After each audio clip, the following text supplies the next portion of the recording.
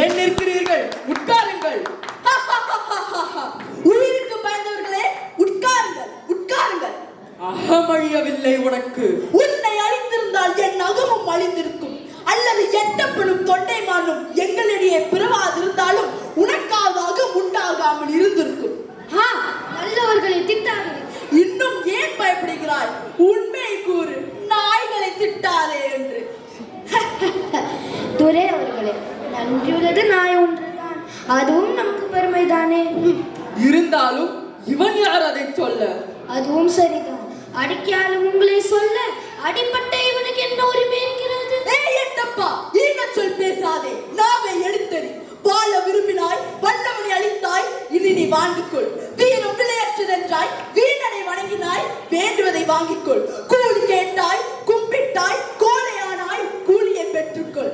ஆனால் அந்நியர் உன்னை போற்ற வேண்டும், அது உனக்கு இனிக்க வேண்டும் என்று மட்டும் எண்ணாதே. நீ காட்டி கொடுத்தாய், நானோ காட்டி கொடுக்கப்பட்டேன். நாம் இருவரும் இதே மண்ணில் விழுந்தவர்கள் தான். உன் ரத்தத்தில் ஏகோ ஒன்று இனச்சத்து ஒன்று தான் இருக்கும்.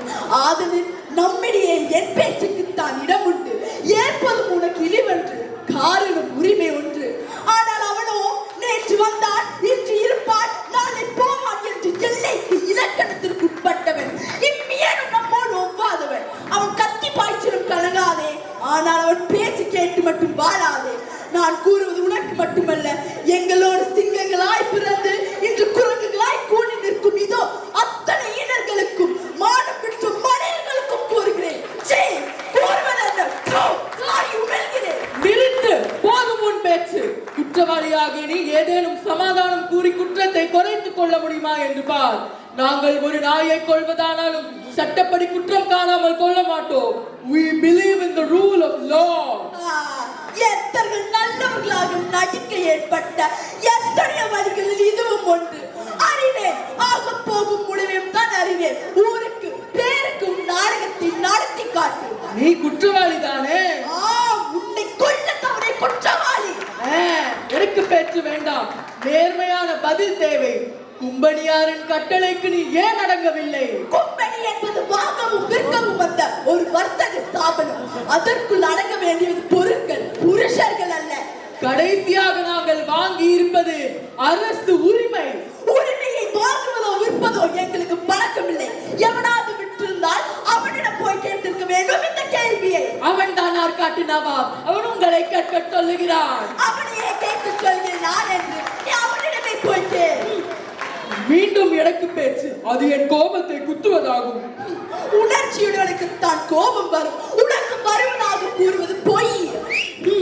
எடக்கு, மடக்கு, இருமாப்பு, ஏளனம் இத்தியாதி இத்தியாதி உனக்கு மிக மிக அதிகம். எல்லாம் உடன் பிறந்தவை, அது ஒடுக்கப்பட்டவை. மறக்காது, நான் இருக்கும் வரை எக்காலமும் இறங்காது. அதற்கு மேல் எழும். எரிக்கும் சூரியன் இருக்கிறதே, அது கூட எங்களை கேட்டுத்தான் ஏழும் விழும். அந்த கதை இங்கு விடாது அப்பனே. சூரியனே வேண்டாம் என்று ஆட்கூட அல்ல, ஒரு பெண் பிறந்து இருக்கிற கதையெல்லாம் ஏற்கனவே ஏராளமாக இருக்கிறது. வேற ஏதாவது இருந்தால் கூறு. ஏனைய பாளையக்காரர்கள் எல்லோரும் பணிந்து விட்டார்கள், பலன் அடைகிறார்கள். நீ ஒருவன் மட்டும் பணிய மறுப்பதால் அது உனக்கு ஒரு லாபமா? எல்லோரும் பணிந்த பிறகு நான் ஒருவன் மட்டும் பணியாததால் அது உனக்கு ஒரு நஷ்டமா? இவன் பேச தெரிந்தவன். பேச தெரிந்தவன், வெறும் பேச்சல்ல, மானத்தில் பாசம் உள்ளவன், வல்லவன், வாழ் வீச தெரிந்தவன். அதனால் தான் வாழ் பிடித்து வாழ வேண்டும் என்று இல்லாதிருப்பவன். இரும்பு தலையன் என்று எனக்கு பெயர், என்னிடமே பேசுகிறாய். பொறுக்க வேண்டிய பொருள், அதனுடன் இரக்கம் காட்டி பேசியது தவறுதான். பொல்லனே, பொசுத்தால் அல்ல நான். காதல், மானம், வீரம் என்ற கட்டுக்கோப்பிலே வளர்ந்தவன். எங்கள் நாடோ எல்லா வளமும் படைத்த நாடு. எதற்கும் எவரிடத்தும் கையேந்தி நிற்க வேண்டிய அவசியம் இல்லாத நாடு. வையமும் வானமும் ஒத்துழைக்கும் நாடு. இங்கு பிறந்தவன் பேடியாவதில்லை. பேடியா இருப்பவன் இந்த நாட்டின் அசல்வத்தாக இல்லாதவனாக இருப்பான். பொன்னாட்டு மக்கள் எங்கள் தென்னாட்டு மக்கள். போர் என்றால் புலிக்குளம், பூக்கும் என்ப காதல் என்றால் பூமணம், புகழுக்குரிய மானம் என்றால் உலகிற்கே ஒரே இனம் என்று சரித்திரம் கண்டவர்கள் நாங்கள். எங்களை அறிக்கையால அந்த ஆண்டவனும் எண்ணியதில்லை. விரும்பினால் அன்பை காட்டி நண்பர்களாய்த்தான் எங்களுடன் வாழ்ந்ததுண்டு. அந்த புண்ணிய பூமியிலே நாடு பிடிக்க வந்த நீங்கள் நரிவேஷம் கட்டி வாழையாட்டி நிற்கிறீர்கள். காலம் உங்களுக்கு கருணை காட்டிடும். நல்லவர்கள் உங்கள் காலை பிடித்து வாழ மாட்டார்கள் என்பதை மட்டும் மனதில் நிறுத்திக்கொள். போதும் உன் புத்திமதி. மேலும் மேலும் குற்றங்களை கூடுதலாக்கிக் கொண்டே போகிறாய். நான் இப்பொழுதே தீர்ப்பு கூறப் போகிறேன்.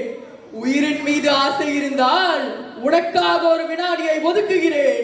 மன்னிப்பு கேட்டுக்கொள். நான் மன்னிப்பு கேட்பதா? என் கைகள் கட்டப்பட்டது இதுவரை கழுத்து கலட்டப்படாமல் இருக்க. என் தாய் கேட்டிருக்க வேண்டும் இதை. இந்நேரம் அவர் தள்ளாத வயதிலும் உள்ளாத புலியாகவும் மீது பாய்ந்திருப்பார். என் தம்பி கேட்டிருக்க வேண்டும் இதை. இந்நேரம் உன் பறகின் தலை சீதள சீமையை நோக்கி பறந்தே போயிருக்கும். என் தமிழ் புலவன் மட்டும் இருந்திருந்தால் அறப்பாடியே நாவியை கருக்கியிருப்பான். வீர தமிழ் குல பெண்மணி என் மனைவிக்கு மட்டும் இது தெரிந்திருந்தால் இந்நேரம் உன்னுடன் தீப்பற்றி எரிந்திருக்கும். ஆனால் இங்கோ நாய்களும் பேய்களும் நயவற்றக பூனைகளும் தேசித்தனமும் ஆசை குணமும் கொண்ட அடிமரணிகளும் கூடியிருக்க நீயும் கூத்தாமல் கேட்டுவிட்டு ஓதி வரம் போல் இழுத்து பேசிவிட்டு ஓடால் குஞ்சு போல் உயிருடன் ஊசலாடி நின்று கொண்டிருக்கிறார். என்ன செய்வேன்? என் நாடே இந்த இழிவு உனக்கா எனக்கா? அடே துரோகியே, நான் இறக்க போகிறேன். என் புகழ் இருக்கும். ஆனால் உனக்கோ ஊரே சொல்லட்டும் போ. இவனை கொண்டு போய் அந்த புளிய மரத்திலே தூக்கலிடுங்கள். Take him. விலகி போங்கள். துணிந்தவனுக்கு தூக்கும் வேலை பஞ்சமத்தை. அன்று போரிலே உயிரை சிந்திய என் வீர மக்களோடு நானும் மடிந்திருக்க வேண்டும். கோட்டை விட்டு வெளியேறிய எனக்கு இந்த இழிவு சாவு ஒரு நல்ல பரிசு. தம்பி, அஞ்சாத சிங்கமே, இந்த கடைசி நேரத்தில் உன்னை காண துடிக்கிறேன். என்னால் முடியவில்லை. புன்னகை புரியும் தமிழ் மண்ணே, உன்னை விட்டு போதல் ஒன்றே எனக்கு வருத்தம்.